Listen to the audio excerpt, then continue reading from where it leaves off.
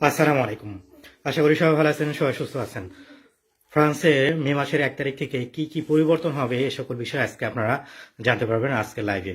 অবশ্যই লাইভটি শেয়ার করে দিবেন যাতে করে এই তথ্য সবাই জানতে পারে, কারণ গুরুত্বপূর্ণ অনেক কিছু পরিবর্তন হবে। আপনাদের যে ভাতার বিষয়টা রয়েছে, গ্যাসের বিষয়টা রয়েছে এবং সিপিএফ যেটা কিনা একটা অ্যাকাউন্ট, সেটার মাধ্যমে আপনারা অনেক কিছু ফরমেশন করতে পারেন।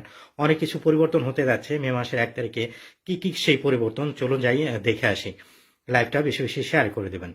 প্রথমত যেভাবে বলছিলাম, ফ্রান্সে যে সামাজিক যে সাহায্যগুলো রয়েছে, ইতিমধ্যে আপনারা জানেন এপ্রিল মাসের 1 তারিখ থেকে অনেক কিছুই কিন্তু 4.6% বৃদ্ধি পেয়েছে। উদাহরণস্বরূপ এরএসআ, প্রিম d'activité, তার পরবর্তীতে এখানে হ্যাঁ প্রতিবন্ধীদের যে ভাতা রয়েছে, সাথে করে এখানে AWS এবং যারা কিনা মানুষদেরকে দেখাশোনা করে থাকে তাদের, এবং ভাতা, পরিবারের যে ভাতাগুলো রয়েছে সেগুলো কিন্তু বৃদ্ধি পেয়েছে।